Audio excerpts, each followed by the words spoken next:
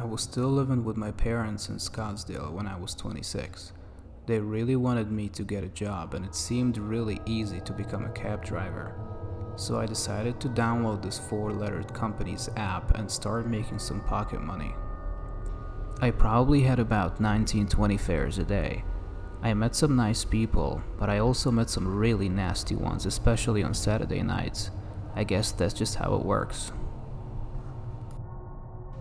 I was fascinated about the fact that I can literally work whenever I want, so one night I decided to put some clothes on and go out to make some money. It was around 1 a.m. when I made myself available on the app. I waited about 5 minutes before I got my first trip request. I accepted it immediately and noticed that the pickup point was about 14 miles away. I wasn't sure if I wanted to drive that far.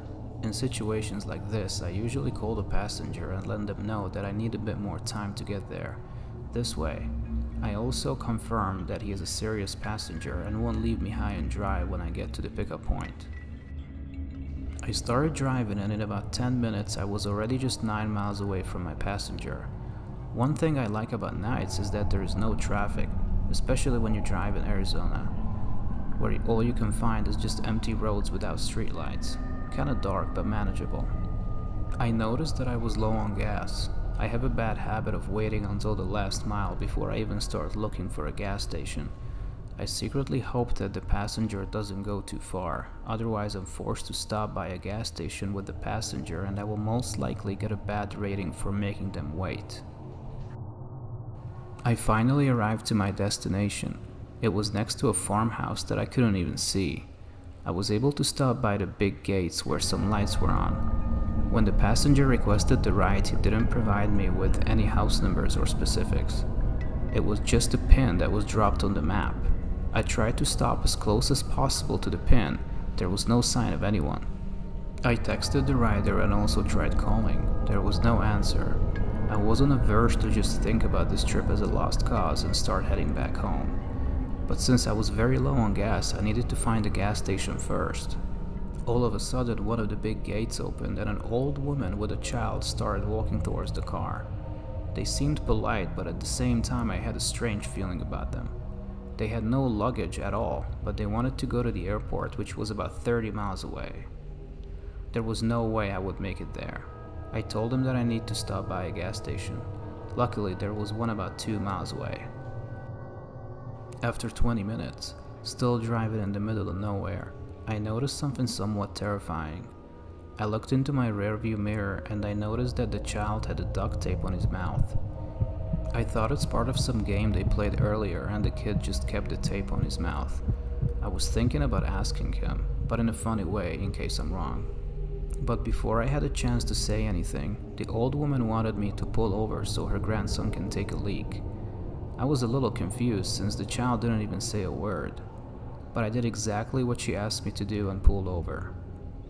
Keep in mind that it was so dark that I could only rely on my headlights. We were in the middle of the desert and there is absolutely no houses or even a single soul. I was able to see the mountains in front of me, but that was pretty much it. They both got out of my car and I just stayed behind the wheel. After about 5 minutes, the child came back alone without the duct tape on his mouth and told me to drive. I asked about his grandmother and told me that she said she will meet us at the airport. This didn't make any sense. We were in the middle of nowhere and you want me to drive you without your grandmother? That's not only ridiculous but also against the company's policy. So I told him to go back and get his grandma, otherwise I'm not leaving. The child started laughing like there is no tomorrow and then started running back into the dark. I had no idea what was going on. I waited about 45 minutes and no one came back. I started heading home, and it's still a mystery what happened that day.